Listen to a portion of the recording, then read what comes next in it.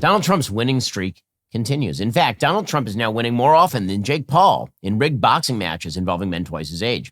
He's winning more often than Charlie Sheen on 2.5 Men, slightly before Charlie Sheen dissolved into a drug-addled mess and started talking about tiger blood. He's winning like the Cleveland Cavaliers before the All-Star break, because we know that type of fluke won't last long. Donald Trump is officially a rock star. Meanwhile, Joe Biden spoke in the Amazon rainforest. He was in the Amazon with my mom when she was researching spiders right before she died. And then just sort of weirdly turned around and walked into the jungle, kind of like a dementia-ridden Mowgli.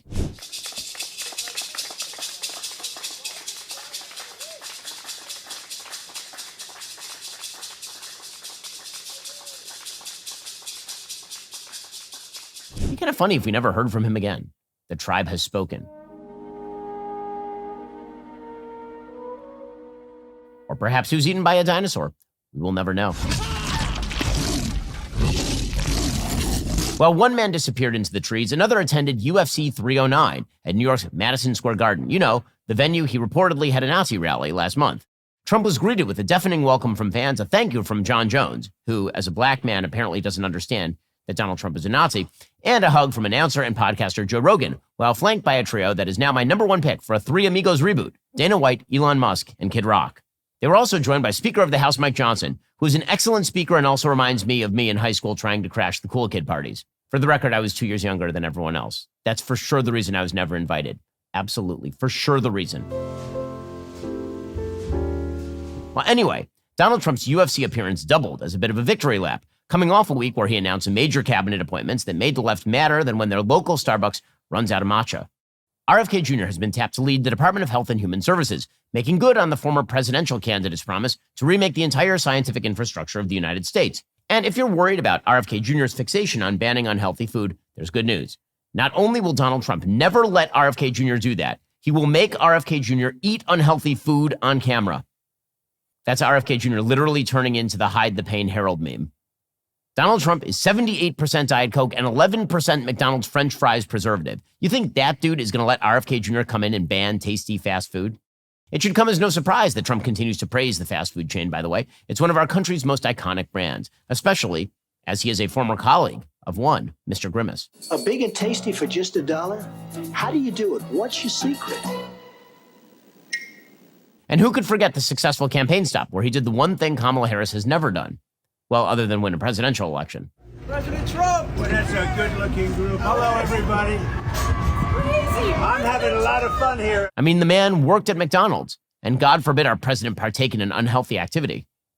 So why was the left so quick to dunk on this photo? Anger? Embarrassment? Seething jealousy? By the way, you know the real reason Trump actually had RFK Jr. eat the Big Mac? To ensure he's not a narc. It's the cholesterol-soaked version of patting someone down for a wire. Earn your stripes, rookie. Eat a McRib and like it. More of this in a moment. First, as social unrest escalates and crime rates climb, securing the safety of our families is more crucial than ever. Now, as you know, I'm about as pro-Second Amendment as it gets. I own a bunch of guns, but the thought of using lethal force, not ideal for everyone. This is why you need to check out Burna. There are 1,000 reasons why you might want to use non-lethal force in your home. God forbid you make a mistake. Tons of reasons. Introducing the Burna Ungun, the non-lethal self-defense platform. Lightweight, simple to use. It uses an easy-to-load 5-round magazine. It's powered by an 8-gram CO2 cartridge. Burna launchers fire a 68 caliber chemical-filled projectile using patented pull-pierce technology where the CO2 canister is only punctured on the first trigger pull, meaning your launcher is always at the ready. It's capable of incapacitating an attacker for over 30 minutes. It's accurate and effective at over 60 feet. No permits, no background checks. It's interstate travel friendly. With Burna, you will be prepared to defend. The Burna is a safer, more sensible alternative that could potentially save lives on both sides, protecting both user and aggressor. Thank you to Burna for sponsoring this video. If you haven't yet, go check out this week's episode of Ben After Dark on DailyWire Plus, brought to you by our friends over at Burna. Anyway, RFK Jr.'s selection is obviously a reaction to the complete failure of the scientific community over COVID, when they informed us that we were all going to die, and then if we didn't vax 29 more times, we were all going to die again. RFK Jr., by contrast, merely says that some of us will become stupid by drinking fluoride water, which might actually be true. RFK Jr. actually asks some relevant questions, which is more than you can say of Dr. Anthony Fauci, who declares himself a scientist in the same way Walter White declares himself the one who knocks. Then there's Tulsi Gabbard, President Trump's pick for Director of National Intelligence. A lot of traditional media likes to focus on the former Democrat's thoughts on Russia. They'd like to paint her as some sort of Natasha from Rocky and Bullwinkle walking into the White House. In reality, she'll be a watchdog over the FBI and the CIA, two intelligence organizations who have spent every waking moment for the last 8 years focusing on Donald Trump the way Ilhan Omar focuses on Matt Gaetz. Meanwhile, Dr. Oz will run Medicare and Medicaid. That's a sentence that made no sense just a few years ago, but it's now a no-brainer in 2024. And now we just count down the days to find out where Dr. Kildare will be placed. The president-elect does like his TV. It is only a matter of time before we get Dr. Keith in some high-level government position. The power of rock compels us. We joke, but the picks never stop this weekend. Linda McMahon will now be the Secretary of Education, getting us one step closer to the ultimate goal, Rey Mysterio Jr. as ambassador to Mexico. Linda has now become the first cabinet member in American political history to have been tombstoned on national TV.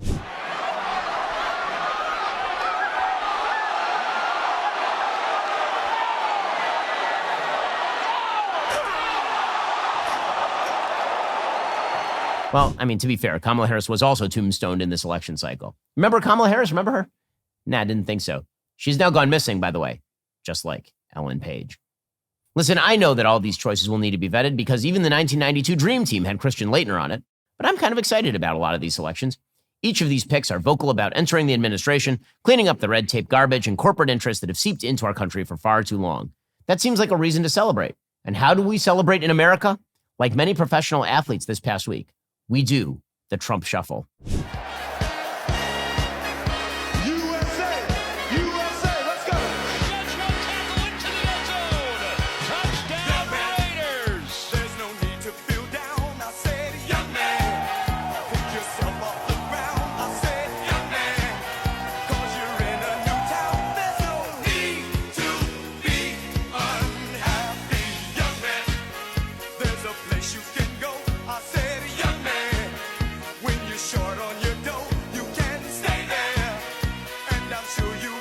Yes, finally a viral dance worth getting behind. UFC fights, a McDonald's dinner. They're one strip club away from the ultimate bachelor party. And why not? He's a civilian for just 2 more months, and then he's making America great again. If the man wants a McNugget, give him a 100-piece.